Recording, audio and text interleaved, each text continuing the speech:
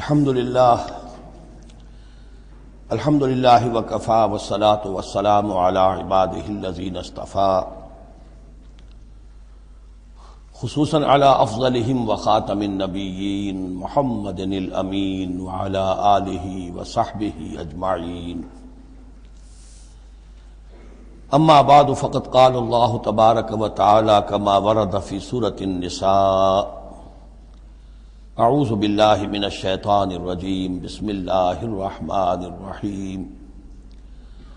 یا ایھا الناس اتقوا ربکم الذی خلقکم من نفس واحدۃ وخلق منها زوجها وبث منہما رجالا کثیرا ونساء واتقوا اللہ الذی تساءلون به والارحام ان اللہ کان علیکم رقیبا.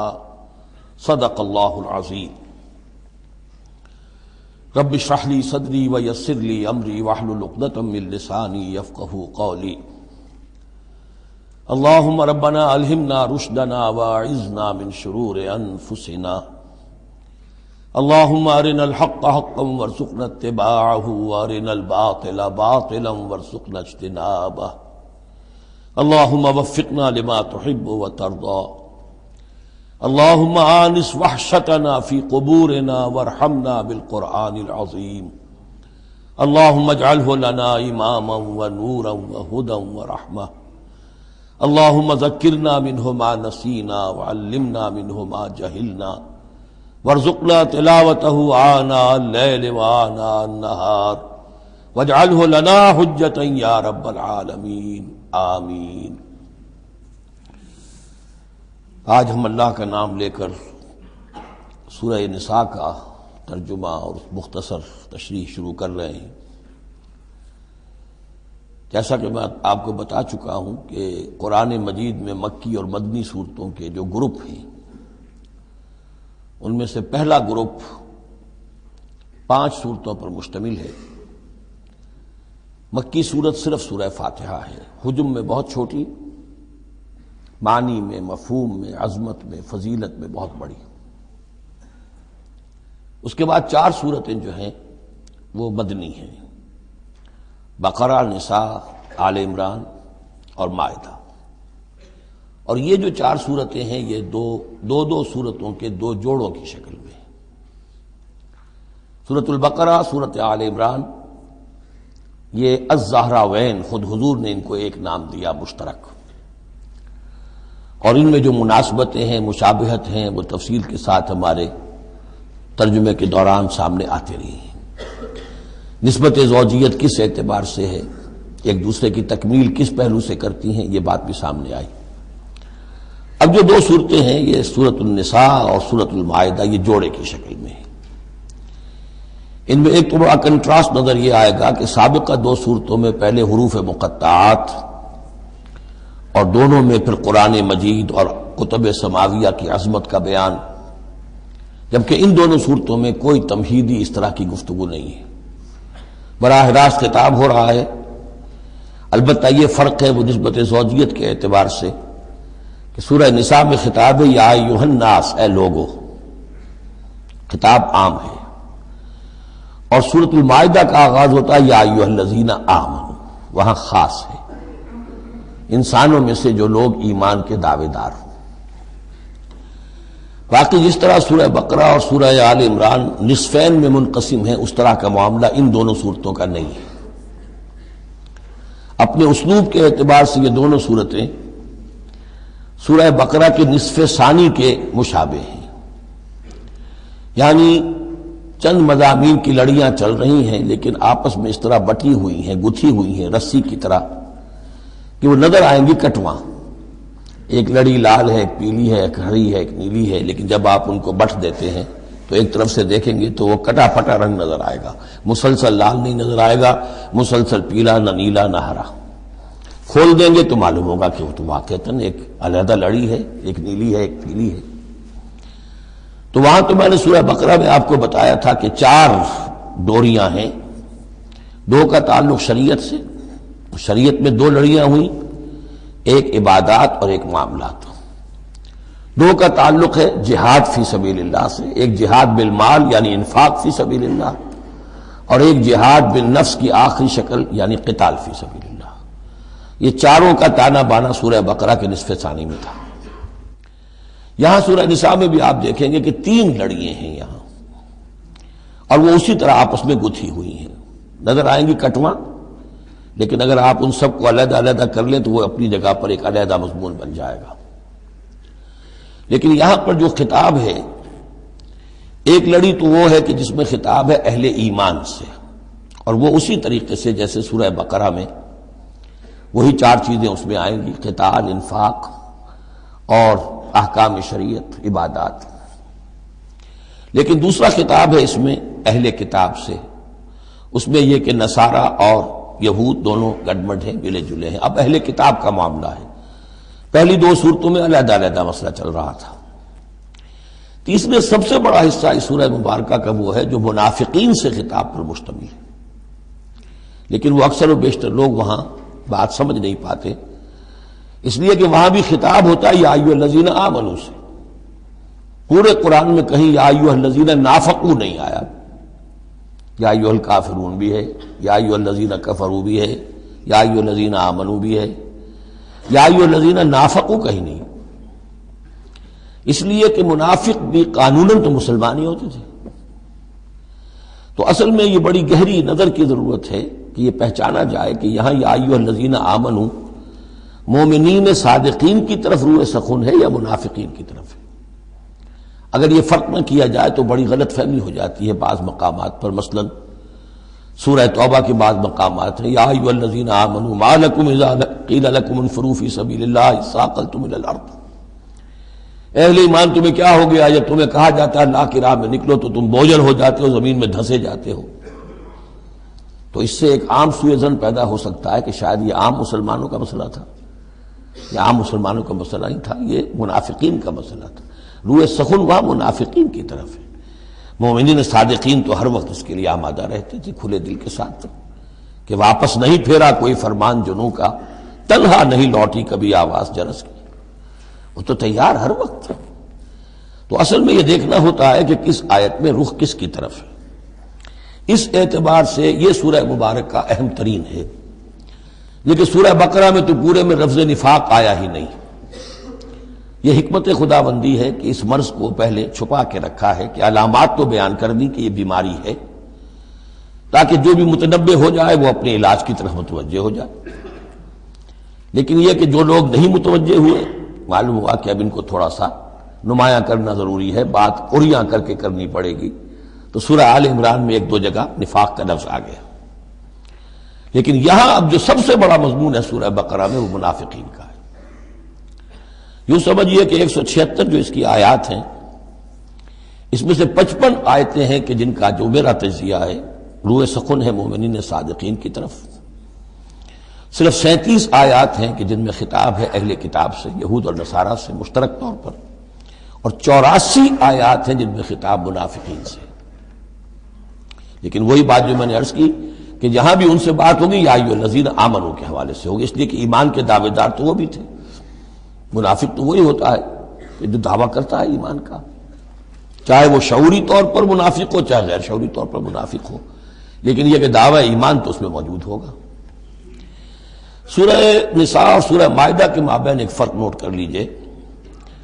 انسانی تمدن میں سب سے بنیادی چیز جو ہے وہ ہے معاشرہ، اور معاشرے میں عورت اور مرد کا تعلق.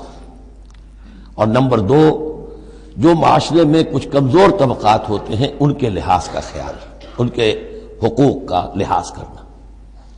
یہ مضمون آپ کو ملے گا سورہ نساء میں. آئلی قوانین تفصیل سے آ چکے سورہ بقرہ میں. جو رشتہ جڑتا ہے ایک مرد اور ایک عورت کے مابین ازدواج کا، جس سے کہ پھر خاندان وجود میں آتا ہے، تو وہ جو سب سے بنیادی یونٹ ہے معاشرے کا، اس کی جڑ بنیاد کا تو سارا تفصیل سے معاملہ آ چکا ہے سورہ بقرہ میں. سورہ آل عمران اس اعتبار سے منفرد ہے کہ اس میں شریعت کے احکام نہیں ہیں سوائے اس ایک حکم کے جو سود کے بارے میں آیا ہے، لا تاکلوا الربا اضعافا مضاعفا. کوئی اور احکام شریعت جو ہے اس میں نہیں ہے. لیکن یہاں اب آپ کو جو تمدن کی معاشرتی سطح کے اوپر خاص طور پر جو دبے ہوئے پسے ہوئے طبقات تھے اس معاشرے میں، ان کی ایمینسیپیشن، ان کو اوپر اٹھانا، ان کے حقوق کی طرف متوجہ کرنا، یہ آپ کو نظر آئے گا۔ پھر اس معاشرے کے اندر سیکس کا معاملہ، اگر سیکشول انارکی ہو تو تباہی پھیل جائے گی، تو اس میں ابتدائی اقدامات جو ہیں وہ اس صورت کے اندر آئے ہیں۔ سیکس ڈسپلن کیسے امپوز کرنا ہے مسلمانوں تمہیں اپنے معاشرے کے اندر، بے راہ روی سے کیسے ڈیل کرنا ہے۔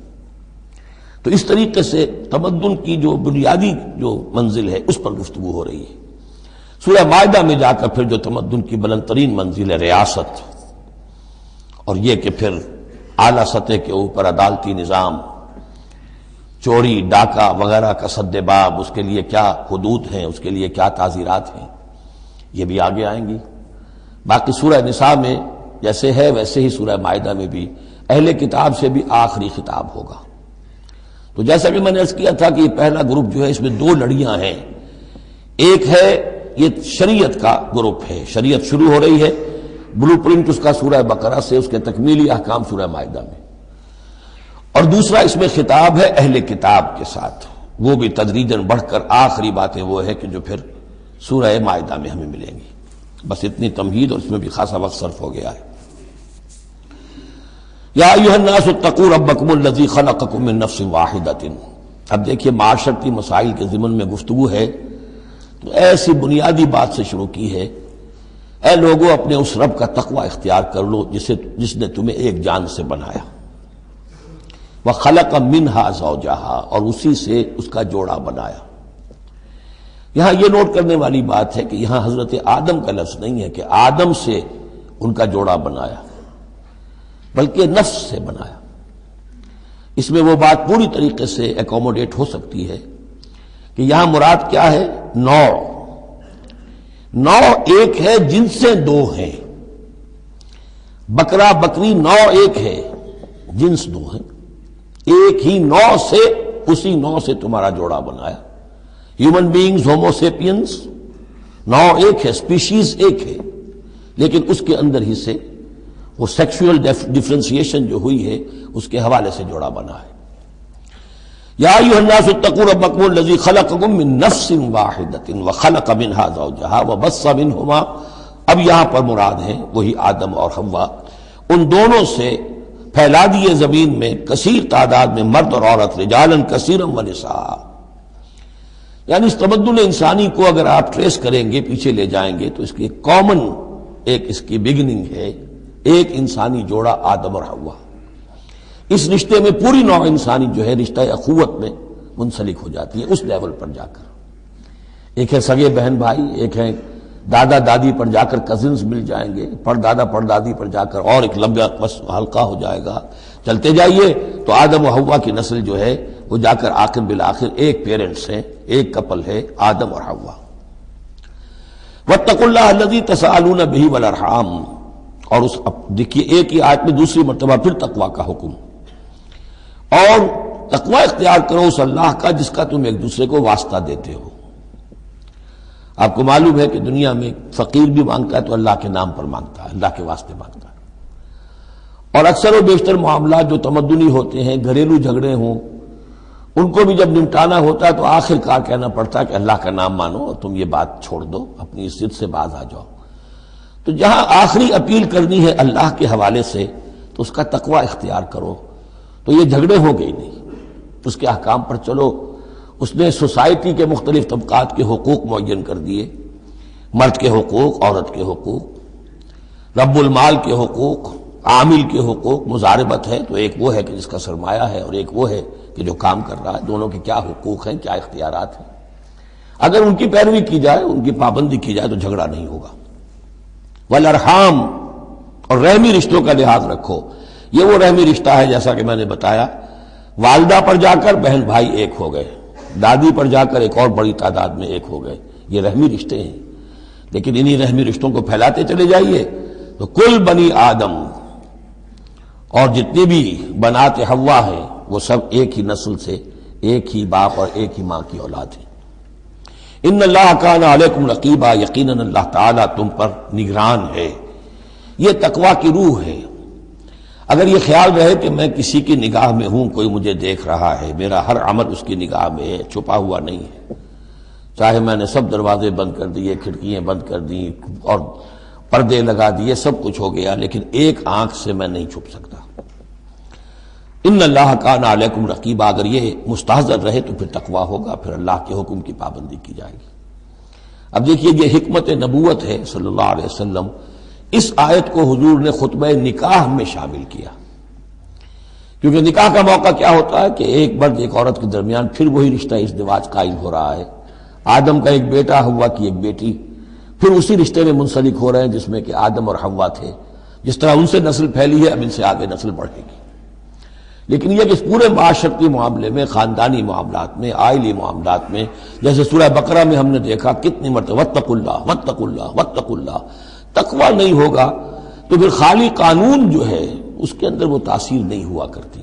قانون کو تو تختہ مشق بھی بنایا جا سکتا ہے، ولا تتخذوا آیات اللہ ہزوا، اللہ کی آیات کا ٹھٹا ہی نہ بنا دو، کہ قانون کا تقاضا تو پورا ہو رہا ہے لیکن اس کی جو روح ہے وہ بالکل ختم ہو جاتی ہے۔ وآتوا الیتامى اموالهم، اور وہ جو دبے ہوئے طبقات ہیں ان میں سے یتیم ایک اہم طبقہ تھا، ان کے کوئی حقوق نہیں تھے، مال ان کے ہڑپ کر لیے جاتے تھے، کمزور تھے۔ وآتوا الیتامى اموالهم ولا تتبدلوا الخبیث بالطیب، ان کا مال جو ہے اس میں سے اچھا مال لے لیا، برا ان کو اپنا برا مال ان میں شامل کر دیا۔ انہیں کیا پتہ چلا؟ اگر اول تو یہ کہ ہڑپ ہی کر گئے، نہیں تو بہت متقی ہوئے تو چلیے تعداد پوری کر دی، لیکن یہ کہ ان کا جو اچھا مال تھا اپنے طرف لے لیا اور ردی مال ادھر لگا دیا۔ ولا تاکلوا اموالهم الى اموالکم، اور ان کے مال اپنے مالوں میں شامل کر کے ہڑپ نہ کرو۔ انہ کان حوبا کبیرا، یقیناً یہ بہت بڑا گناہ، بہت بڑے بوال کی بات ہے۔ وَإِنْ خِفْتُمْ أَلَّا تُقْسِطُوا فِي الْيَتَامَىٰ، اور اگر تمہیں اندیشہ ہو کہ تم یتیم بچیوں کے بارے میں انصاف نہیں کر سکو گے، یعنی یتیم ایک تو لڑکا ہوا، چلیے اس کی ایک زندگی ہے، ایک خاص حد کو پہنچنے کے بعد وہ ایک انڈیپینڈنٹ لائف اختیار کر لے گا۔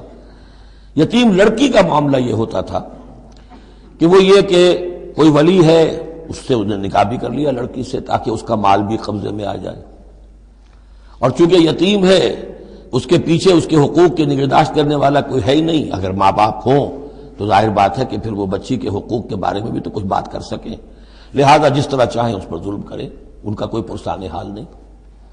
تو اس میں خاص طور پر کہ یتیم ایک تو ہے لڑکا اور ایک لڑکی یتیم۔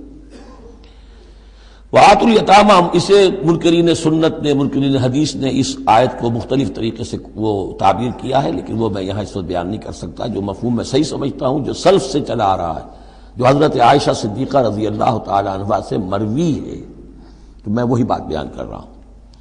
یہاں جو ہے دوسری آیت میں، یہ تیسری آیت میں، وہ یتامہ سے مراد ہیں یتیم بچیاں، یتیم خواتین۔ وَإِنْ خِفْتُمْ أَلَّا تُقْسِطُوا فِي الْيَتَامَىٰ فَانكِحُوا مَا طَابَ لَكُم مِّنَ النِّسَاءِ مَثْنَىٰ وَثُلَاثَ وَرُبَاعَ، تو پھر یہ ہے کہ تم ان یتیم بچیوں سے نکاح مت کرو، اور تمہیں جو پسند ہو، اگر ضرورت ہے دو دو تین تین چار چار کی حد تک تمہیں اجازت ہے، نکاح کر سکتے ہو۔ تعدد ازدواج کی یہی آیت قرآن مجید میں۔ لیکن یتیم بچیوں کے تم ولی بن کر کہیں اور ان کی شادی کرو تاکہ ان کے حقوق کے لیے پاسبان بن کر تم کھڑے ہو سکو، ورنہ یہ کہ تم نے انہیں اپنے گھروں میں ڈال لیا تو پھر ان کے حقوق کا کون ہوگا جو باز پرس کر سکے تم سے۔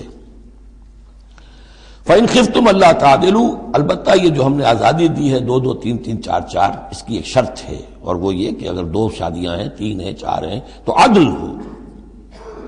وَإِنْ خِفْتُمْ أَلَّا تَعْدِلُوا، اگر تم ان میں برابری نہ کر سکو، یہ اندیشہ ہو، فَوَاحِدَةً، تو پھر ایک ہی شادی کرو، ایک ہی بیوی، اس سے زائد نہیں۔ او ما ملکت ایمانکم، اور دوسرا کھاتا یہ ہے، یا جو تمہاری ملک یمین ہو، جو لونڈیاں ہوں، جو جنگوں میں غزوات میں جو بھی آتی تھی، وہ ایک علیحدہ معاملہ ہے، ان کی تعداد کے اوپر کوئی تعین نہیں ہے، لیکن پھر شادی ایک ہوگی۔ اگرچہ اس میں آگے چل کر بات آ جائے گی کہ اس انصاف میں قلبی رجحان اور میلان شامل نہیں ہے۔ جو چیز گنتی کی ہو سکتی ہے، ٹائم کتنا گزار رہے ہو، کس بیوی کے پاس کتنا، سب اس میں مساوات ہونی چاہیے۔ نان نفقہ کیا دے رہے ہو، کپڑے کیسے دے رہے ہو، ان تمام چیزوں میں جو کاؤنٹ ہو سکتی ہیں، جو مادی چیزیں ہیں، جو دیکھی بھالی جا سکتی ہیں، اس میں انصاف اور عدل لازم ہے۔ البتہ دلی رجحان اور میلان جس پر کہ انسان کو قابو نہیں ہوتا، اس میں گرفت نہیں ہے۔ ذالک ادنیٰ اللہ تعولوا، یہ اس سے قریب تر ہے کہ تم ایک ہی طرف کو نہ جھک پڑو، کہ ایک ہی بس بیوی کی طرف سارا میلان ہے، رجحان ہے. اور جیسا کہ آگے آئے گا کہ دوسری جو ہے یا دوسری جو ہیں وہ معلق ہو کر رہ گئی ہیں کہ نہ وہ شوہروں والی ہیں اور نہ وہ آزاد ہیں کہ کہیں اور نکاح کریں. وآتوا النساء صدقاتہن نحلا، اور عورتوں کو ان کے مہر خوش دلی کے ساتھ دیا کرو، اس کو تاوان سمجھ کے نہ دیا کرو. یہ صدقات جو ہے صداق کی جمع ہے، اور صدقے کی جمع ہے صداقات. دال پر زبر ہو تو صدقے کی جمع، اور دال پر پیش ہے صدقات تو یہ صداق کی جمع ہے.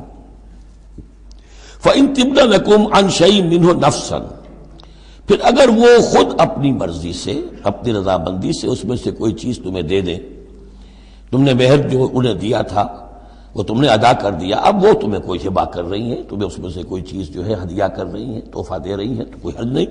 فَكُلُوهُ هَنِيًّا مَرِيًّا، تو تم اسے استعمال میں لاؤ، کھاؤ رچتا پچتا، اس میں کوئی حرج نہیں ہے. لیکن یہ ہے کہ وہ ہو ان کی مرضی سے، زبردستی نہیں، جبر کر کے نہ لے لیا جائے. فَإِن تِبْنَ لَكُمْ عَنْ شَيْءٍ مِّنْهُ نَفْسًا، بالکل اپنی مرضی سے. وَلَا تُؤْتُوا السُّفَهَاءَ أَمْوَالَكُمُ الَّتِي جَعَلَ اللَّهُ لَكُمْ قِيَامًا وَارْزُقُوهُمْ فِيهَا وَاكْسُوهُمْ وَقُولُوا لَهُمْ قَوْلًا مَّعْرُوفًا. اب ایک معاشرے میں طبقہ ایسا بھی ہوتا ہے سفہاء، بچہ ہے ابھی اس کو سمجھ نہیں ہے یا آوارہ ہو گیا ہے، باپ مال بہت چھوڑ گیا ہے، اب وہ مال اڑا رہا ہے. تو یہاں پہ تصور دیا گیا کہ اس میں معاشرتی سطح پر روک تھام ہونی چاہیے. یہ نہیں کہ میرا مال ہے میں جیسے خرچ کروں. تو اموالکم کہا گیا، یہ اصل میں ایک معاشرے کی ایک مشترک سی چیز ہے، مشترک بہبود کے لیے ہے. چاہے انفرادی ملکیت ہے لیکن پھر بھی اس معاشرے کی، اس کے اندر مشترک بہبود ہونی چاہیے. مت پکڑا دو نا سمجھوں کو یا بے وقوفوں کے اپنے مال، جن کو اللہ تعالیٰ نے تمہارے لیے دنیا کے گزران کا ذریعہ بنایا ہے. وارزقوہم فیہا، ہاں انہیں رزق دیتے رہو اس میں سے. وکسوہم، کھلاتے رہو پلاتے رہو. وقولوا لہم قولا معروفا، اور ان سے بات کیا کرو البتہ نرم، اچھے انداز میں. یہ اصول تھا جس کے تحت کہ برٹش انڈیا میں کورٹ آف وارز مقرر ہو جاتے تھے کہ اگر کوئی بڑا جاگیردار ہے، کوئی نواب ہے اور وہ فوت ہو گیا، اس کا بیٹا جو ہے آوارہ ہے اور اس کی جو اندیشہ ہے کہ اسے کچھ اڑا دے گا، ختم کر دے گا، تو کورٹ آف وارز ہو جاتا تھا. حکومت جو ہے وہ اس کا چارج لے لیتی تھی، اس کے لیے سالانہ اس میں سے، اس کی آمدنی میں سے وظیفہ ہوتا تھا، اس میں اپنا خرچ کرے. لیکن یہ ہے کہ باقی چیزیں جمع رہتی تھی تاکہ یہ ان کی آئندہ نسل کے کام آ سکے. وابتلوا الیتامى حتى اذا بلغوا النکاح، اور یتیموں کی دیکھ بھال کرتے رہو، جانچ پرکھ کرتے رہو، دیکھتے رہو کہ ان کے اندر کبھی شعور پیدا ہو گیا یا نہیں. فإن آنستم منهم رشدا، تو جب تم دیکھو ان میں کہ اب یہ باشعور ہو گئے ہیں، سمجھدار ہو گئے ہیں، فادفعوا الیہم اموالہم، تو ان کے اموال ان کے حوالے کر دو. ولا تاکلوها اسرافا وبدارا ان یکبروا، اور دیکھو اس مال کو کھانے کی کوشش نہ کرو، ہڑپ نہ کرو جلدی سے، کہ ایسا نہ ہو کہ بچے جوان ہو جائیں تو یہ مال تو دے ہی دینا ہے میں نے، تو اس سے پہلے جتنا بھی اس کو میں کھا جاؤں کھا لوں. ومن کان غنیا فلیستعفف، اگر کوئی جو ولی ہے یتیم کا وہ غنی ہے، اللہ نے اسے خود دے رکھا ہے، کشائش ہے اس کے پاس، تو پھر اسے یتیم کے مال میں سے کچھ بھی لینے کا حق نہیں ہے، پھر اسے یتیم کے مال سے بچتے رہنا چاہیے. ومن کان فقیرا، اور اگر کوئی خود تنگ دست ہے، محتاج ہے، اب ظاہر بات ہے وہ یتیم کی کوئی نگہداشت بھی کر رہا ہے، اس کا کچھ وقت بھی اس پہ صرف ہو رہا ہے، تو فلیاکل بالمعروف، تو معروف طریقے سے، بھلے انداز میں، جو کہ معقول انداز ہو، اس میں سے اگر وہ یتیم کے مال میں سے کچھ کھا بھی لے تو کوئی حرج نہیں. اسلام کی تعلیم بڑی فطری ہے، اس کے اندر وہ بندشیں نہیں ہیں کہ جو ان نیچرل ہوں، جن پر عمل کرنا ناممکن ہو جائے. فَإِذَا دَفَعْتُمْ إِلَيْهِمْ أَمْوَالَهُمْ، اور جب تم ان کے مال ان کے حوالے کر دو، فَأَشْهِدُوا عَلَيْهِمْ، تو گواہ بنا لو کہ یہ چیزیں تھیں جو آج کی تاریخ میں میری تحویل میں تھی، آج تک میں نے ان کے حوالے کر دی. وَكَفَى بِاللَّهِ حَسِيبًا، باقی اللہ تعالیٰ کافی ہے حساب لینے کے لیے. یہ دنیا کا معاملہ ہے، اس کے لیے لکھت پڑھت شہادت، باقی اصل حساب تو تمہیں اللہ کے ہاں جا کے دینا ہے. للرجال نصیب مما ترک الوالدان والاقربون، مردوں کے لیے بھی حصہ ہے اس میں سے کہ جو ترکہ چھوڑا ہو، جو وراثت چھوڑی ہو والدین نے اور رشتہ داروں نے. وللنساء نصیب مما ترک الوالدان والاقربون، اور عورتوں کا بھی حصہ ہے اس میں سے جو والدین کی وراثت ہے جو انہوں نے ترک کیا ہے ان کا ترکہ ہے، اور رشتہ داروں کا۔ یہاں پہلی مرتبہ اب عورت کو وراثت کا حق دیا جا رہا ہے، ورنہ عرب کے معاشرے میں عورت کا کوئی حق وراثت نہیں تھا۔ یہاں پہ فرمایا گیا کہ مما قل منہ او کثر، چاہے وہ وراثت تھوڑی ہو چاہے زیادہ ہو، قانون جو ہے اللہ کا اس کو اس کے اوپر پورے طور سے نافذ ہونا چاہیے۔ نصیبا مفروضہ، اور یہ حصہ ہے اللہ کی طرف سے فرض کیا گیا۔ اب میں آپ کو نوٹ کراؤں گا کتنی مرتبہ یہ تاکید ہو رہی ہے اس قانون وراثت کی، اور آپ اگر ساتھ ہی دیکھتے رہیں کہ کتنی دھجیاں اس کی بکھرتی ہیں ہمارے معاشرے کے اندر، کوئی اس کا لحاظ نہیں۔ اور بڑا جو ہمارا خاص طور پر ایک علاقہ ہے کہ جہاں ویسے نماز روزہ بہت ہوتا ہے، وہ بیٹیوں کو کوئی وراثت میں کوئی حصہ دینے کے لیے وہ کسی صورت تیار نہیں ہوتے۔ شریعت کے کچھ چیزیں جو ہیں وہ بہت اہم ہیں، اور شریعت کی یہ چیزیں جو ہیں کس قدر تاکید کے ساتھ آ رہی ہیں، یہ کہتے ہیں یہ رواج کے تحت ہوگا۔ وَإِذَا حَضَرَ الْقِسْمَةَ أُولُو الْقُرْبَى، اور جب وراثت کی ترکے کی تقسیم ہو رہی ہو تو اب اگر وہاں کچھ قرابت دار بھی آ جائیں، والیتامى یتیم بھی آ جائیں، والمساکین کچھ محتاج بھی آ جائیں، فارزقوہم منہ وقولوا لہم قولا معروفا، تو انہیں بھی کچھ دے دلا دو اس میں سے، کیونکہ اس وقت دیکھ رہے ہیں تقسیم ہو رہی ہے، وہ بالکل محتاج ہیں، تو احساس محرومیت جو ہے اس کو کسی نہ کسی درجے میں جو بھی اس کے اندر کچھ ان کی بداوا ہو سکتا ہو کرو۔ وقولوا لہم قولا معروفا، ان سے بات کرو تو بڑے اچھے انداز میں، جھڑکو نہیں کہ ہماری وراثت تقسیم ہو رہی تم کون آ گئے یہاں پہ۔ وَلْيَخْشَ الَّذِينَ لَوْ تَرَكُوا مِنْ خَلْفِهِمْ، ڈرتے رہنا چاہیے ان لوگوں کو کہ اگر انہوں نے بھی چھوڑے ہوتے اپنے پیچھے ذُرِّيَّةً ضِعَافًا، چھوٹے بچے، اپنی نسل چھوڑ کر اگر وہ گئے ہوتے اور یتیم بچے ہوتے ان کے، خافوا علیہم، تو کیسے کیسے اندیشے ہونے ہوتے اپنے ان بچوں کے بارے میں۔ فلیتقوا اللہ، تو انہیں چاہیے کہ اللہ کا تقوی اختیار کریں کہ یہ یتیم جو اس وقت آ گئے یہ بھی کسی کے بچے ہیں، کوئی ان کا بھی باپ تھا، ان کے سر پر ہاتھ رکھو۔ وَلْيَقُولُوا قَوْلًا سَدِيدًا، اور بڑی صاف اور ستھری اور صحیح اور حق پر مبنی بات کرو۔ ان الذین یاکلون اموال الیتامی ظلما، یقیناً وہ لوگ کہ جو یتیموں کا مال ہڑپ کرتے ہیں ناحق، انما یاکلون فی بطونہم نارا، وہ اپنے پیٹوں میں بھر رہے ہیں آگ، وسیصلون سعیرا، اندر کی آگ تو اپنے پیٹوں میں ڈال رہے ہیں اور سموچے وہ خود آگ میں ڈال دیے جائیں گے۔ تو گویا کہ ایک آگ ان کے اندر ہوگی اور ایک جہنم کی آگ ان کے باہر ہوگی۔ یہ 10 آیتیں بڑی جامع ہیں، اور جس طریقے سے کہ سوسائٹی کے جو پسماندہ طبقات تھے ایک ایک کا خیال کر کے جس باریک بینی سے حکمت کے ساتھ احکام دیے جا رہے ہیں۔ اب اس کے بعد جو رکوع ہے یہ بڑا مختصر ہے، آیتیں 4 ہیں لیکن ایک قیامت مضمر ہے ان میں، یہ اعجاز ہے۔ 4 آیتوں کے اندر اسلام کا پورا قانون وراثت جس پہ پوری جلدیں لکھی گئی ہیں، جامعیت کی انتہا ہے۔ یوصیکم اللہ فی اولادکم، اللہ تعالیٰ تمہیں وصیت کرتا ہے تمہاری اولاد کے بارے میں، للذکر مثل حظ الانثیین، لڑکے کے لیے حصہ ہے 2 لڑکیوں کے برابر۔ فإن كن نساء فوق اثنتین فلہن ثلث ما ترک، اور اگر صرف بیٹیاں ہی بیٹیاں ہوں اور 2 یا 2 سے زائد ہوں تو ان کو 2/3 میں حصہ ملے گا۔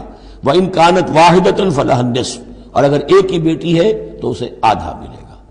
ظاہر بات ہے بیٹا ایک ہی وارث ہوگا تو پورے کا وارث ہو جائے گا، تو جب بیٹی کا حصہ بیٹے سے آدھا ہے تو اگر ایک ہی بیٹی ہے تو اسے آدھی وراثت ملے گی، آدھی پھر اور لوگوں کو جائے گی، وہ ایک الگ حصہ ہے، معاملہ ہے۔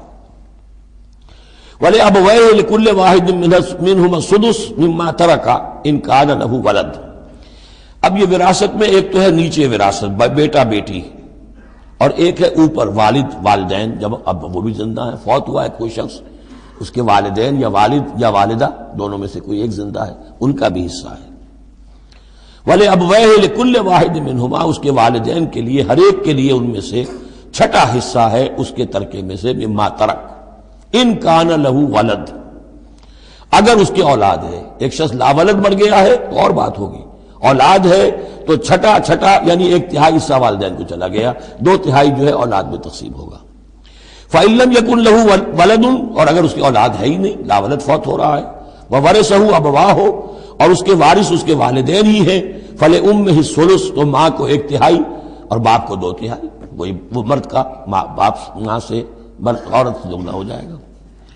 فَإِن كَانَ لَهُ إِخْوَةٌ، اور اگر اس کے بہن بھائی ہو، فَلِأُمِّهِ السُّدُسُ مِن بَعْدِ وَصِيَّةٍ يُوصِي بِهَا أَوْ دَيْنٍ، تو پھر ماں کا حصہ جو ہے وہ پھر اور کم ہو جائے گا، چھٹا حصہ رہ جائے گا سلس کی بجائے، تاکہ باپ کی طرف سے تو پھر بھائیوں کو وراثت جا سکے گی اس کے، لیکن ساتھ فرما دیا من بعد وصیت یوصی بہا او دین، وراثت کی تقسیم سے پہلے دو کام کر لینے ہوں گے کہ اگر کوئی وصیت کی ہے اس وصیت کو پورا کیا جائے، اگر کوئی دین ہے جو فوت ہوا ہے اس پر کوئی قرض ہے وہ ادا کیا جائے، پھر جو ہے وراثت ادا ہوگی۔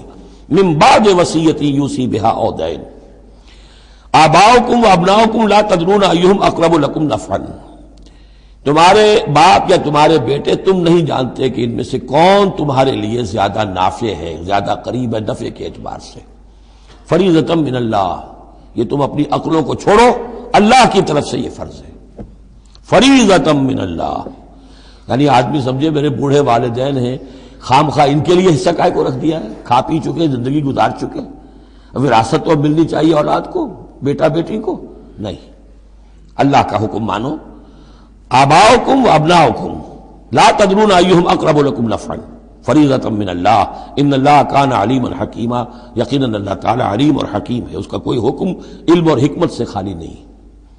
وَلَكُمْ نِصْفُ مَا تَرَكَ أَزْوَاجُكُمْ إِن لَّمْ يَكُن لَّهُنَّ وَلَدٌ، اور تمہارا حصہ تمہاری بیویوں کے ترکے میں سے آدھا ہے اگر ان کے کوئی اولاد نہ ہو، بیوی فوت ہو رہی ہے اور اس کے کوئی اولاد نہیں ہے تو جو کچھ چھوڑ رہی ہے اس میں سے نصف جو ہے شوہر کا ہو جائے گا، باقی نصف جو ہے وہ بیوی کے بھائیوں وغیرہ کو جائے گا، لیکن شوہر کا نصف ہو گیا۔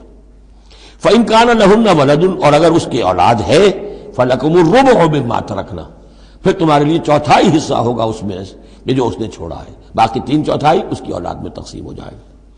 من بعد وصیت یوصین بہا او دین، اور یہ بھی ہوگا وصیت کی ایگزیکیوشن کے بعد، اور اگر کوئی قرض ہے تو اس کی ادائیگی کے بعد۔ وَلَهُنَّ الرُّبُعُ مِمَّا تَرَكْتُمْ، اور جو کچھ تم چھوڑو، مرد شوہر فوت ہو گیا ہے تو اس کی وراثت میں سے بیویوں کا حصہ ہے چوتھا، ان لم یکن لکم ولد، اگر تمہارے کو اولاد نہیں ہے۔ فَإِن كَانَ لَكُمْ وَلَدٌ، اور اگر تمہارے اولاد ہے فَلَهُنَّ الثُّمُنُ مِمَّا تَرَكْتُمْ مِن بَعْدِ وَصِيَّةٍ تُوصُونَ بِهَا أَوْ دَيْنٍ، تو پھر ان کے لیے آٹھواں حصہ ہے۔ اگر تمہارے لیے اولاد ہے تو تمہاری بیوی کے لیے پھر آٹھواں حصہ ہے تمہارے ترکے میں سے، من بعد وصیت توصون بہا او دین، اس وصیت کو تکمیل کے بعد جو تم نے کی ہو یا قرض جو تمہارے ذمہ ہو ادا کرنے کے بعد۔ وَإِن كَانَ رَجُلٌ يُورَثُ كَلَالَةً، اور اگر کوئی شخص جس کی وراثت جو ہے تقسیم ہو رہی ہے کلالہ تھا، او امراتن، یا کوئی عورت بھی کلالہ ہو سکتی ہے۔ یہ کلالہ کون ہوتی ہے؟ جس کے نہ تو والدین ہو نہ اولاد ہو، میت ہے، فوت شدہ مرد ہے یا عورت ہے، تو جو نہ تو ہے اوپر والدین میں سے کوئی اور نہ کوئی اولاد میں سے، وہ اس کو کلالہ کہتے ہیں۔ بہن بھائی ہیں، اب بہن بھائیوں میں جو تقسیم ہوگی وہ ایک تقسیم تو وہی ہے کہ جو حقیقی اور عینی اور اللاتی بہن بھائیوں میں ہوتی ہے، وہ تو ہے اسی طرح جیسے کہ اولاد کی ہے، لیکن یہاں خاص حکم دیا جا رہا ہے۔ عربوں میں اصل میں تین قسم کے بہن بھائی ہوتے تھے، ایک عینی وہ ہے باپ بھی وہی ہے مشترک، ماں بھی وہی ہے، جنہیں ہم حقیقی کہتے ہیں، ہمارے ہاں حقیقی بھائی حقیقی بہن، یعنی والدین دونوں مشترک ہیں۔ اللاتی کہ باپ ایک ہے اور مائیں جدا ہیں، لیکن عرب میں ان میں کوئی فرق نہیں تھا، وہ بھی حقیقی کہلاتے تھے۔ حکم جو ہے معاشرے کے اندر ان کے عینی اور اللاتی بہن بھائیوں کا ایک ہی تھا، کوئی فرق نہیں تھا۔ ان کے ہاں سوتیلا وہ کہلاتا تھا کہ ماں ایک ہو باپ اور ہو۔ ایک شخص کی اولاد تھی، وہ فوت ہو گیا، اب اس کی بیوی نے دوسری شادی کر لی ہے، اب اس سے بھی اولاد ہے، تو ماں تو ایک ہے، اولاد دو ہیں، دو باپ سے ہیں، وہ کہلاتے ہیں کہ جو اخیافی ہیں۔ ان کا حکم دے رہا ہے کہ اگر کوئی شخص مرا ہے وہ کلالہ ہے، چاہے وہ مرد ہے یا عورت ہے، وَلَهُ أَخٌ أَوْ أُخْتٌ، اس کی ایک بہن ہے یا ایک بھائی ہے، فَلِكُلِّ وَاحِدٍ مِّنْهُمَا السُّدُسُ، تو ان میں سے ہر ایک کے لیے چھٹا حصہ ہے۔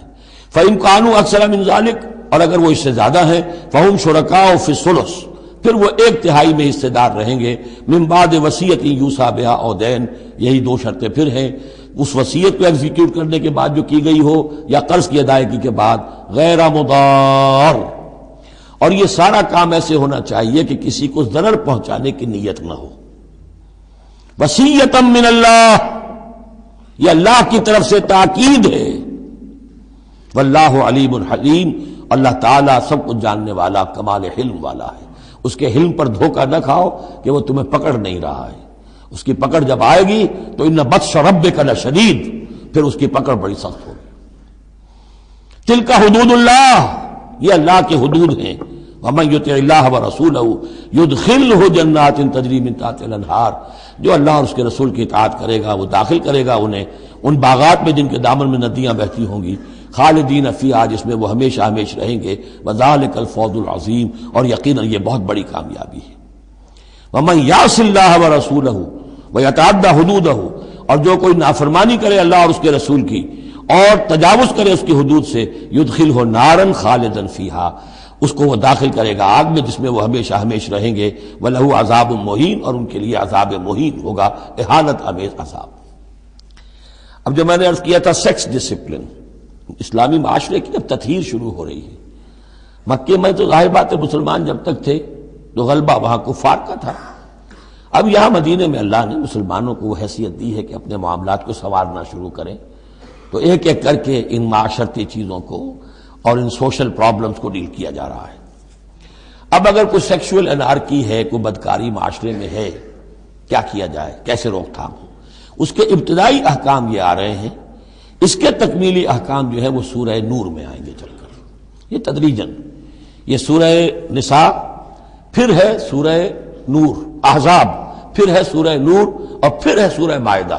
اب اللہ تعالیٰ کی حکمت یہ ہوئی کہ سورہ نور اور سورہ احزاب کو کافی دور آگے رکھا ہے مصحف میں، اور یہاں پر سورہ نساء کے بعد سورہ مائدہ آ گئی ہے، ورنہ سورہ نساء، پھر سورہ احزاب، پھر سورہ نور، اور پھر سورہ مائدہ ہے، ترتیب یہ ہے۔ باقی اور بھی مدنی صورتیں درمیان میں ہیں، لیکن یہ چار بڑی بڑی صورتیں جو ہیں جن میں معاشرتی مسائل جو ہیں وہ تفصیل سے آئے ہیں، وہ ان کی ترتیب یہ ہے۔ واللاتی یاتین الفاحشۃ من نسائکم، اور وہ عورتیں تمہاری عورتوں میں سے جو کوئی کسی بے حیائی کا ارتکاب کریں، فاستشہدوا علیہن اربعۃ منکم، تو پھر گواہ بناؤ، گواہ لاؤ ان پر تم میں سے چار۔ اگر وہ گواہی دیں، فإن شہدوا، اگر گواہی دیں کہ ہاں اس عورت نے بدکاری کی ہے، فامسکوہن فی البیوت، تو پھر ان عورتوں کو گھروں میں بند کر دو، حتی یتوفاہن الموت، یہاں تک کہ موت ان کو لے جائے، یتوفاہن الموت، موت ان کو لے جائے، موت ان کا قصہ پاک کرے، او یجعل اللہ لہن سبیلا، یا اللہ ان کے لیے کوئی اور راستہ نکال دے۔ وہ راستہ نکالنا ہے جو سزا کی پھر بعد میں نصاب آ گیا کہ اگر اس کو پھر سزا دے دی جائے، حد جاری کر دی جائے تو پھر آزاد ہو جائے گی، لیکن ابھی ابتدائی حکم ہے۔ یہاں معلوم ہوتا ہے کہ یہ ایسی لڑکیوں کا یا عورتوں کا تذکرہ ہے کہ جو مسلمانوں میں سے تھیں لیکن ان کا بدکاری کا معاملہ کسی یہودی سے ہو گیا ہو یا کسی ایسے شخص سے ہو گیا ہو جو ابھی مسلمان نہیں ہے، تو یہ ان کا یک طرفہ کہ ہے وہ کوئی مسلمان لڑکی یا خاتون جس کا معاملہ ہے، لیکن دوسرا جو پہلو ہے، دوسرا جو اس عمل کا جو شریک ہے وہ غیر مسلم ہے۔ واللذان یاتیانہا منکم، اور اگر وہ دونوں تمہیں میں سے ہوں، مرد بھی اور عورت بھی، فآذوہما، تو ان دونوں کو پھر اذیت دو، تکلیف دو، انہیں سزا دو۔ فإن تابا واصلحا، پھر اگر وہ توبہ کر لیں اور اصلاح کر لیں، فأعرضوا عنہما، تو ان کو چھوڑ دو۔ ان اللہ کان توابا رحیما، یقیناً اللہ تعالیٰ بہت توبہ کا قبول فرمانے والا اور رحیم ہے۔ یہ بالکل ابتدائی احکام ہیں، اسی لیے ان کی وضاحت میں، تفسیروں میں آپ کو بہت سے اقوال مل جائیں گے، اس لیے کہ اصل میں تو یہ پھر آخر میں جا کر یہ سب منسوخ شمار ہوں گے جبکہ حدود آ گئی پوری کی پوری، جیسے کہ وصیت کا وہ حکم جو سورہ بقرہ میں آیا تھا وہ اب ساقط ہو گیا جبکہ قانون وراثت آ گیا۔ اب وہ آیت آئی ہے کہ جو بہت بڑی حکمت کی آیت ہے، جس کا حوالہ اس سے پہلے بھی میں نے کبھی دیا ہے، انما التوبۃ علی اللہ للذین یعملون السوء بجہالۃ، اللہ کے ذمے ہے توبہ قبول کرنا ایسے لوگوں کی جو کوئی برا حرکت کر بیٹھتے ہیں جہالت اور نادانی میں، ثم یتوبون من قریب، پھر فوراً توبہ کرتے ہیں۔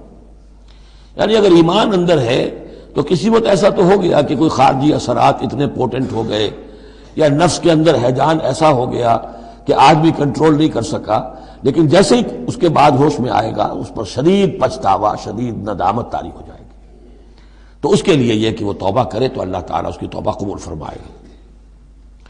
فَأُولَٰئِکَ یتوب اللہ علیہم، تو اللہ تعالیٰ ایسے لوگوں کی توبہ قبول فرمائے گا۔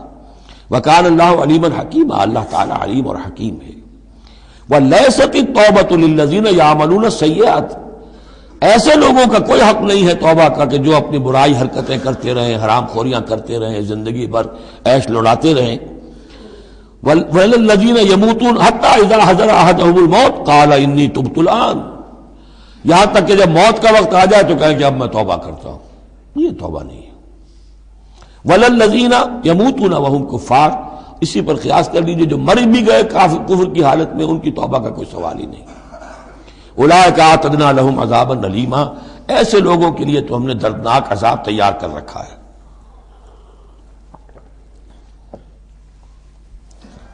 یا ایھا الذین آمنوا لا یحل لکم ان ترثوا النساء کرہا، اے اہل ایمان تمہارے لیے جائز نہیں ہے کہ تم عورتوں کو زبردستی وراثت میں لے لو۔ یہ بھی اس عورتوں کے طبقے پر جو شدید ظلم ہوتا تھا، کیونکہ پالیگیمی عام تھی، ایک شخص ہے فوت ہوا ہے، 4 ہے، 5 بیویاں ہیں۔ اب فرض کیجئے کہ جو بیٹا ہے بڑا جو وارث بن گیا ہے، اب باقی اس کی حقیقی ماں تو ایک ہی ہے، باقی سوتیلی مائیں وہ ان کو وراثت میں لے لیتا تھا کہ میرے قبضے میں رہیں گی یہ، بلکہ ان سے شادیاں بھی کر لیتے تھے، بغیر شادی اپنے گھروں میں ڈالے رکھتے تھے، یا پھر یہ کہ اختیار اپنے ہاتھ میں رکھ کر ان کی شادی کہیں کرتے تھے تو خود مہر لیتے تھے۔ اس طرح کے معاملات کرتے تھے، عورتوں کے ساتھ یہ ظلم ہوتے تھے۔ یا ایھا الذین آمنوا لا یحل لکم ان ترثوا النساء کرہا، اہل ایمان تمہارے لیے جائز نہیں ہے کہ تم عورتوں کے وارث بن بیٹھو زبردستی۔ ولا تعضلوہن لتذهبوا ببعض ما آتیتموہن، اور نہ تمہارے لیے یہ جائز ہے کہ تم ان کا راستہ روک کے رکھو انہیں، تاکہ تم واپس لے لو ان سے جو کچھ کہ تم نے انہیں دیا ہے۔ اب نکاح کیا تھا اس وقت تو بڑے چاؤ تھے اور لاڈ تھے اور کیا کیا دے دیا تھا، اور اب جو ہے اس سے وہ واپس ہتھیانے کے لیے طرح طرح کے ہتھ کنڈے استعمال ہو رہے ہیں، انہیں تنگ کیا جا رہا ہے، ٹارچر کیا جا رہا ہے، ذہنی طور پر تکلیف پہنچائی جا رہی ہے۔ الا یاتین بفاحشۃ مبینہ، ہاں اگر کسی سے صریح جو ہے حرام کاری کا فعل سرزد ہو گیا، اس پر کچھ زیادتی کی جائے، اسے کچھ سزا دی جائے، جیسے کہ اوپر آ چکا ہے فعذوہما، اس وقت تو اجازت ہے۔ اس کے بغیر جو ہے کسی کے اوپر زیادتی کرنا، خاص طور پر اگر نیت یہ ہے کہ میں اس سے اپنا مہر واپس لے لوں۔ وعاشروہن بالمعروف، دیکھو عورتوں کے ساتھ معاشرت اختیار کرو، رہو سہو معروف طریقے پر، بھلے طریقے پر، اچھے طریقے پر، نیکی اور راستی کے ساتھ۔ فَإِن كَرِهْتُمُوهُنَّ فَعَسَىٰ أَن تَكْرَهُوا شَيْئًا وَيَجْعَلُ اللَّهُ فِيهِ خَيْرًا كَثِيرًا، تو اور اگر تمہیں کسی وجہ سے اب وہ ناپسند ہو گئی ہیں، انہیں پسند نہیں کرتے تم، تو ہو سکتا ہے کہ کسی شے کو تم ناپسند کرو، درا حال ہے کہ اللہ نے اسی میں تمہارے لیے خیر کثیر رکھ دیا۔ پتہ نہیں ایک عورت جو ہے کسی ایک اعتبار سے آپ کے دل سے اتر گئی ہے، طبیعت کا میلان نہیں رہا ہے، اس میں اور کون کون سی خوبیاں ہیں، کس اعتبار سے آپ کے لیے وہ خیر کا ذریعہ بنتی ہے، تو اللہ کے حوالے کرو اس معاملے کو، لیکن ان کے ساتھ رکھو معاشرت صحیح، ان کے حقوق ادا کرتے ہوئے۔ ہاں اگر معاملہ ایسا ہو گیا ہے کہ ساتھ رہنا ممکن نہیں ہے تو طلاق کا راستہ کھلا ہے، شریعت اسلامی نے اس میں کوئی تنگی نہیں رکھی ہے، یہ کرسچینٹی کی طرح کا کوئی غیر معقول نظام نہیں ہے کہ طلاق ہو ہی نہیں سکتی، وہاں یہ کہ طلاق کا راستہ کھلا ہے۔ وَإِنْ أَرَدْتُمْ اسْتِبْدَالَ زَوْجٍ مَكَانَ زَوْجٍ، اور اگر تم نے فیصلہ ہی کر لیا ہو کہ ایک بیوی کی جگہ کوئی دوسری بیوی لانی ہے، وَآتَيْتُمْ إِحْدَاهُنَّ قِنْطَارًا، اور ان میں سے کسی ایک کو تم نے ڈھیروں مال دیا ہو، فَلَا تَأْخُذُوهُ مِنْهُ شَيْئًا فَلَا تَأْخُذُوا مِنْهُ شَيْئًا، اس میں سے کوئی شے واپس نہیں لے سکتے، جو مہر دیا تھا وہ ان کا ہے، اب اس میں سے کچھ واپس نہیں لے سکتے۔ اتاخذونہ بہتانا و اسما مبینا، کیا تم لوگے وہ مہر واپس ان سے ناحق اور صریح گناہ کے طور پر؟ وکیف تاخذونہ، کچھ عقل کے ناخن لو، کچھ شعور اور کچھ شرافت کا ثبوت دو، کیسے ان سے وہ مال تم واپس لینا چاہتے ہو؟ وقد افضى بعضكم الى بعض، جبکہ تم ایک دوسرے سے مل چکے ہو، تمہارے مابین انتہائی قریبی رشتہ جو بھی ہو سکتا ہے دنیا کا وہ قائم ہو چکا ہے۔ وَأَخَذْنَا مِنْكُمْ مِيثَاقًا غَلِيظًا، اور وہ تم سے بہت گہرا قول و قرار لے چکی تھی۔ اب قول و قرار ہوتا ہے نکاح کے وقت، اس میں ذمہ داری لیتا ہے مرد، کوئی ایک وہ بھی ایک کانٹریکٹ ہے۔ وَلَا تَنكِحُوا مَا نَكَحَ آبَاؤُكُم مِّنَ النِّسَاءِ إِلَّا مَا قَدْ سَلَفَ، اور جو تمہاری والد، جو تمہارے آباؤ نے، تمہارے باپوں نے جن سے نکاح کیا ہو ان سے تم نکاح مت کرو۔ جو میں نے کہا تھا نا کہ جو سوتیلی مائیں ہوتی تھیں ان کو وہ اپنے نکاح کر کے گھر میں ڈال لیا یا بغیر نکاح کے ڈال لیا۔ یہ نکاح وہاں بھی اس معاشرے میں بھی اس کو کہتے تھے نکاح مقت، بہت ہی برا نکاح ہے، فطرت انسانی تو اباح کرتی ہے، لیکن رواج ان کا تھا۔ یہاں قرآن مجید نے آ کر اس کا جو ہے سختی کے ساتھ سدباب کیا۔ وَلَا تَنكِحُوا مَا نَكَحَ آبَاؤُكُمْ، جن عورتوں سے نکاح کیا ہو تمہارے باپوں نے ان سے نکاح نہ کرو، من النساء الا ما قد سلف، سوائے اس کے کہ جو ہو چکا، انه کان فاحشۃ ومقتا، یقیناً یہ بڑی بے حیائی کی بات ہے اور اللہ تعالیٰ کے غضب کو بھڑکانے والی ہے، وساء سبیلا، اور بہت ہی برا راستہ ہے۔ اب یہ طویل آیت آ رہی ہے جس میں محرمات ابدیہ کا بیان ہے کہ کن رشتوں میں نکاح کا معاملہ نہیں ہو سکتا، ایک مرد کن کن اپنی خواتین رشتہ داروں سے شادی نہیں کر سکتا۔ حرمت علیکم امہاتکم، حرام کر دی گئی تم پر تمہاری مائیں، نمبر 1، وبناتکم، تمہاری بیٹیاں، واخواتکم، اور تمہاری بہنیں، وعماتکم، اور تمہاری پھوپھیاں، وخالاتکم، اور تمہاری خالائیں، وبنات الاخ، اور بھائی کی بیٹیاں یعنی بھتیجیاں، وبنات الاخت، اور بہن کی بیٹیاں یعنی بھانجیاں، وامہاتکم اللاتی ارضعنکم، اور تمہاری وہ مائیں جنہوں نے تمہیں دودھ پلایا ہے، واخواتکم من الرضاعۃ، اور تمہاری دودھ پلانے والیوں کی بیٹیاں کہ جو تمہارے اب بہن بن گئی ہیں رضاعی، وامہات نسائکم، اور تمہاری بیویوں کی مائیں یعنی ساس جن کو ہم کہتے ہیں خوش دامن، وربائکم اللاتی فی حجورکم، اور اگر وہ کہ جو ربیبہ ہوں جو تمہارے ہاں پلی بڑھی ہوں، من نسائکم اللاتی دخلتم بہن، ربیبہ، ربیب اس کو کہتے ہیں کہ ایک عورت کے پہلے کوئی اولاد تھی، آپ نے ان سے شادی کی ہے تو وہ اولاد بھی ساتھ لے آئی ہے، اب وہ آپ کی بیٹے بیٹیاں ہی ہو گئی آپ کی، لیکن وہ آپ کے حقیقی بیٹے بیٹیاں نہیں، ربیب کہلاتے ہیں، ربیب اور ربیبہ۔ تو وہ ربیب اور ربیبہ بھی حرام ہیں اگر اس جو ماں ہے اس کے ساتھ مقاربت کی ہو، اگر اس کے ساتھ تعلق زن و شہ ہوا ہے تو پھر وہ ربیبہ جو ہے بچی جو آئی تھی اس کے ساتھ وہ بھی حرام ہو گئی۔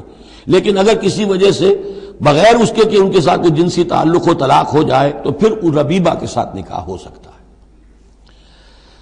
وَرَبَائِبُكُمُ اللَّاتِي فِي حُجُورِكُم مِّن نِّسَائِكُمُ اللَّاتِي دَخَلْتُم بِهِنَّ، جن سے تم نے صحبت کی ہو، ان کی جو بیٹیاں ہیں سابقہ شوہروں سے وہ حرام ہیں۔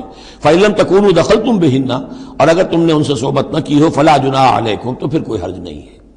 وَحَلَائِلُ أَبْنَائِكُمْ، اور تمہارے بیٹوں کی عورتیں یعنی بیٹوں کی بیویاں، بہو جن کو ہم کہتے ہیں، تمہاری بہویں، الَّذِينَ مِنْ أَصْلَابِكُمْ، لیکن بیٹے وہ جو تمہارے اپنے صلب سے ہوں، اپنے صلبی بیٹے، منہ بولے بیٹے کا معاملہ نہیں ہے۔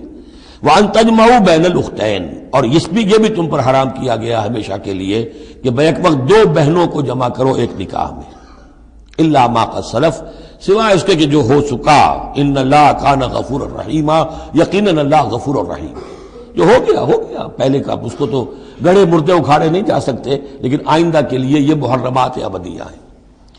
اس میں حضور نے اضافہ کیا ہے کہ دو بہنوں کو بھی ایک وقت نکاح میں نہیں رکھ سکتے، اسی طرح خالہ بھانجی کو بھی نکاح میں نہیں رکھ سکتے، اور پھپھی بھتیجی کو بھی نکاح میں نہیں رکھ سکتے۔ یہ محرمات ابدیہ ہیں کہ جن کے ساتھ کسی حال میں کسی وقت شادی نہیں ہو سکتی۔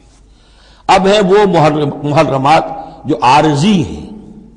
والمحصنات من النساء، وہ عورتیں جو کسی اور کے نکاح میں ہیں، اب یہ اس وجہ سے کہ وہ اس کے نکاح میں ہیں آپ پر حرام ہے۔ ہاں اگر وہ طلاق دے دے پھر آپ شادی کر سکیں گے اس سے، لیکن یہ کہ اس کے اوپر جو حرمت ہے اس کی، وہ حرمت ابدی اس نوع کی نہیں ہے جو اس آیت میں جو بیانات ہوئی، بلکہ یہ کہ وہ تو کسی اور کے نکاح میں ہونے کی۔ محصنات، حصن کہتے ہیں قلعے کو، جو قلعے میں ہیں، پہلے ہی ایک خاندان کے قلعے کے اندر ہیں وہ، اور شوہر والیاں ہیں، الا ما ملکت ایمانکم، سوائے یہ کہ ان میں سے کوئی تمہارے ہاں کنیز بن کر آ جائے۔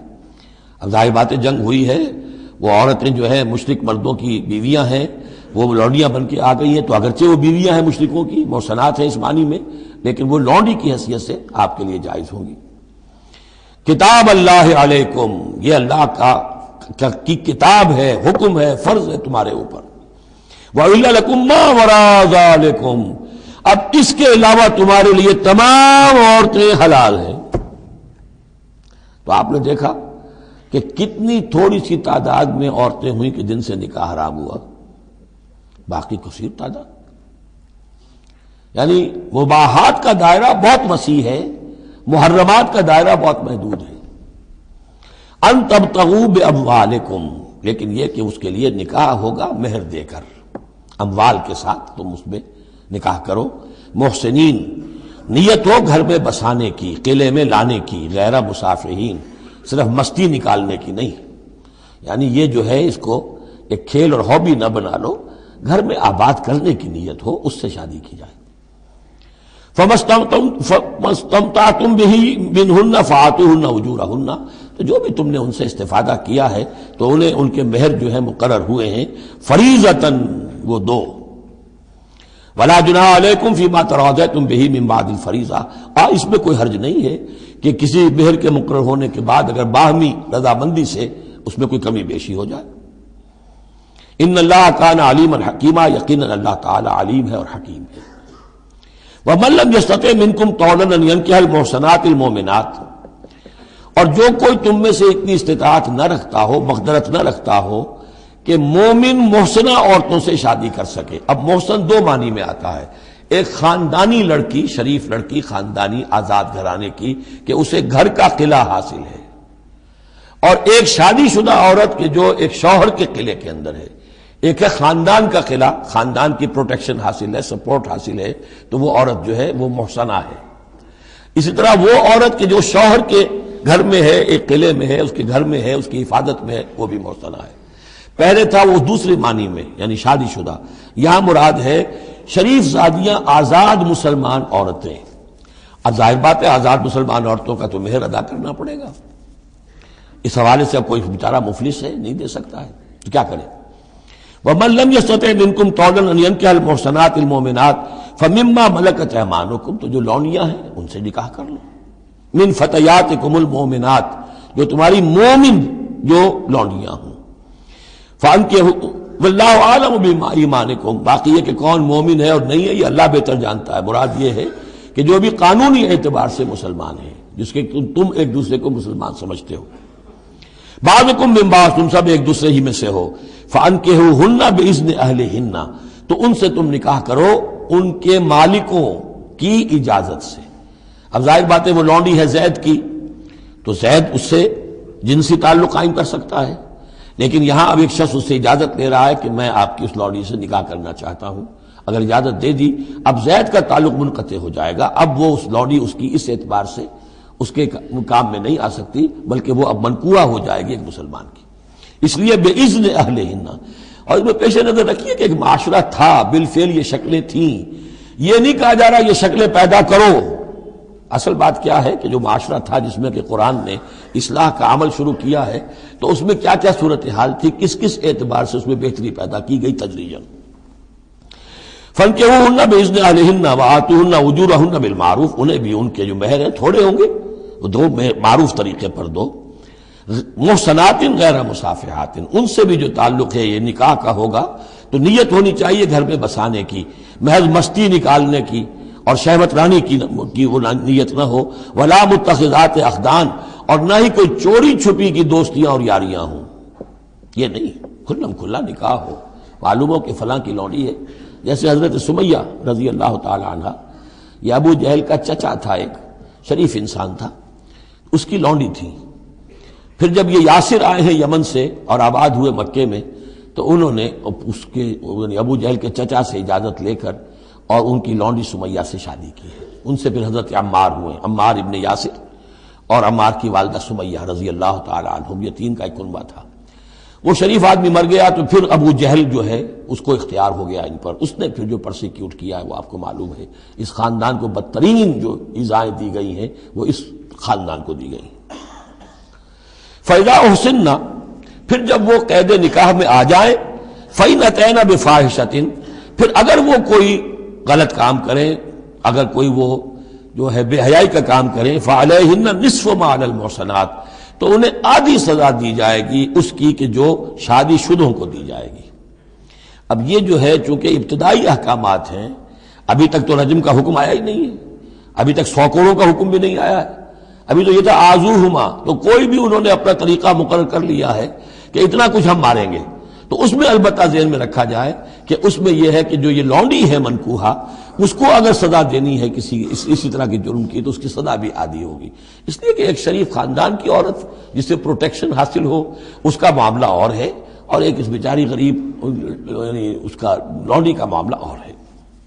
ذالک لمن خشی العنۃ منکم، یہ رعایت بھی کہ مسلمان لونڈیوں سے نکاح کر لو، یہ بھی تمہارے لیے، تم میں سے ان لوگوں کے لیے ہے کہ جنہیں اندیشہ ہو فتنے میں پڑنے کا، جو اپنی شہوت اور جنسی جذبے کو روک نہ سکتے ہو، کہ اگر ان کے لیے نکاح کی کوئی شکل نہیں بنتی ہے تو ہو نہ جائے کہ کہیں کسی غلط کام میں وہ ملوث ہو جائیں، ورنہ یہ کہ وان تصبروا، اگر تم صبر کرو تو چونکہ عام طور پر جو باندیاں تھیں ان کا کردار اونچا نہیں تھا اس معاشرے میں، تو بہتر یہ ہے کہ ان سے نکاح کرنے سے تم بچو اور تعفف کرو، اس میں بہتری ہے۔ وان تصبروا خیر لکم، اور اگر تم صبر کرو تو یہ تمہارے حق میں بہتر ہے۔ واللہ غفور الرحیم، اللہ غفور الرحیم ہے۔ یرید اللہ لیبین لکم، اب یہ چونکہ کچھ احکام آ رہے ہیں تو ایک فلسفے کی باتیں آ رہی ہیں اب چند۔ بسا اوقات ایسا ہوتا ہے کہ احکام کو انسان اپنے اوپر بوجھ سمجھنے لگتا ہے، یہ کرو یہ نہ کرو، یہ کرو یہ نہ کرو، تو آدمی کی طبیعت ہے، فطرت ہے، یہ بات سے محسوس کرتا ہے۔ بلکہ عیسائی تو میں نے ایک مرتبہ 1970 میں تقریر سنی تھی، کرسمس گزاری تھی لندن میں، تو انہوں نے کہا تھا کہ شریعت لعنت ہے، ایک انسان کو یہ حرام ہے، یہ حرام ہے، یہ حرام ہے، رک نہیں سکا ہے، اب دل اس کا میلا ہو جائے گا، گلٹی کانشنس ہو جائے گا، گلٹی کانشنس سے اس کے اندر جو ہے وہ نیگیٹو سائیکالوجی ڈیولپ ہونی شروع ہو جائے گی۔ یہ ساری گندگی کہاں سے پیدا ہوئی کہ آپ نے حرام حلال کا فلسفہ چھیڑ، سب حلال کرو چھٹی ہو جائے گی۔ تو ایسے ایسے فلسفے بھی دنیا میں ہیں، اور یہ میں نے تقریر سنی 1970 میں لندن میں کرسمس کے دنوں میں۔ یرید اللہ لیبین لکم، اللہ تعالیٰ چاہتا ہے کہ تمہارے لیے ان چیزوں کو واضح کر دے۔ وَيَهْدِيَكُمْ سُنَنَ الَّذِينَ مِن قَبْلِكُمْ، اور تمہیں ہدایت دے ان راستوں کی کہ جو تم سے پہلے کے لوگوں کے تھے۔ وَيَتُوبَ عَلَيْكُمْ، اب اس میں دونوں طرف جائے گا، پہلے کے نیکوکار بھی تھے، پہلوں کے بدکار بھی تھے۔ نیکوکاروں کا راستہ تم اختیار کرو، صراط الذین انعمت علیہم، اور دوسرے راستوں سے تم بچ سکو۔ وَيَتُوبَ عَلَيْكُمْ، اللہ چاہتا ہے تمہارے اوپر، تم پر تو عنایت فرمائے۔ واللہ علیم الحکیم، اللہ تعالیٰ سب کچھ جاننے والا، کمال حکمت والا ہے۔ واللہ یرید ان یتوب علیکم، دوبارہ پھر وہی، اللہ چاہتا ہے تم پر مہربانی فرمائے۔ ویرید الذین یتبعون الشہوات، اور وہ لوگ کہ جو شہوات کی پیروی کرتے ہیں، وہ چاہتے ہیں ان تمیلوا میلا عظیما، کہ تم تو ایک طرف غلط راستے سے دور تک تمہارا جو ہے رجحان ہو جائے اور ادھر ہی تم بھٹکتے چلے جاؤ۔ آج جو بھی ہے عورت کی آزادی کی بنیاد پر، ایمینسیپیشن کی بنیاد پر، یہ ساری چیزیں جو ہو رہا ہے، ویمن لب ہے، یہ سب کا سب در حقیقت ان حدود اور قیود کو توڑ کر، اور سارا یہ جنسی جو ہے انارکی پھیلانے کی ایک سازش ہے جو دنیا میں چل رہی ہے۔ یرید اللہ ان یخفف عنکم، تم یہ نہ سمجھو کہ بوجھ ڈال رہا اللہ تم پر، اللہ تم پر تخفیف چاہتا ہے۔ جب تم ان چیزوں پر عمل نہیں کرو گے، معاشرے میں بدگمانیاں پھیلیں گی، فساد ہوگا، گندگیاں ہوں گی، جھگڑے ہوں گے، بدگمانیاں ہوں گی، یہ سارا کچھ ہوگا، تو اللہ تو تمہارے لیے آسانی چاہتا ہے۔ وَخُلِقَ الْإِنسَانُ ضَعِيفًا، اور انسان پیدا کیا گیا ہے کمزور، اس کے اندر کمزوری کے پہلو بھی ہیں۔ جہاں بہت اونچا پہلو ہے، روح ربانی پھونکی گئی ہے، وہاں یہ نفس بھی تو اس کے اندر ہے، اور اس کے اندر جو ہے ضعف کے پہلو موجود ہیں۔ یا ایھا الذین آمنوا لا تاکلوا اموالکم بینکم بالباطل، اہل ایمان اپنے مال آپس میں باطل طریقے سے ہڑپ نہ کرو، الا ان تکون تجارتا عن تراض، سوائے اس کے کہ تجارت ہو تراض منکم، تمہاری باہمی رضامندی سے۔ یہ جوتا ہے 200 روپے کا ہے، آپ کو منظور ہے 200 دیجئے، جوتا لے لیجئے، یہ آپ کی باہمی رضامندی سے سودا ہے، وہ ہو گیا۔ لیکن یہ کہ اس سیدھے سادے اور صحیح اور طریقے پر، ایک ظاہر بات ہے کچھ نہ کچھ تو آپ نے نفع اس میں سے کمایا ہے، آپ نے محنت کی ہے، کہیں سے لائے ہیں، سٹور کیا ہے، دکان کا کرایہ دیا ہے، لیکن اس کو وہ گرج نہیں کرے گا۔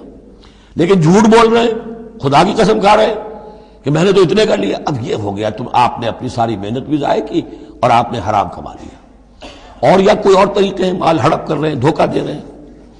یا ایھا الذین آمنوا لا تاکلوا اموالکم بینکم بالباطل الا ان تکون تجارتا عن تراض منکم ولا تقتلوا انفسکم، اور نہ اپنے آپ کو قتل کرو، یعنی ایک دوسرے کو قتل کرو۔ تمدن کی جڑ دو چیزوں پر ہے، احترام جان، احترام مال۔ میرے لیے آپ کا مال محترم ہے، آپ کی جان محترم ہے، میں اسے کوئی غضب نہ پہنچاؤں۔ آپ کے لیے میرا مال، میری جان، میرا جسم محترم ہے، اسے کوئی غضب نہ پہنچائے۔ اگر کہ یہ جنٹل مین ایگریمنٹ ہمارا چلتا ہے، تب تو ہم ایک معاشرے میں رہ سکتے ہیں، ایک ملک میں رہ سکتے ہیں، اور اس میں اطمینان ہوگا، سکون ہوگا، چین ہوگا۔ اور جہاں یہ دونوں احترام ختم ہو گئے، جان کا نہ مال کا، تو ظاہر بات ہے کہ پھر وہاں سکون کہاں سے آئے گا، اطمینان کہاں سے آئے گا، چین کہاں سے آئے گا۔ وَلَا تَقْتُلُوا أَنفُسَكُمْ إِنَّ اللَّهَ كَانَ بِكُمْ رَحِيمًا، یقیناً اللہ تعالی تم پر بہت ہی مہربان ہے۔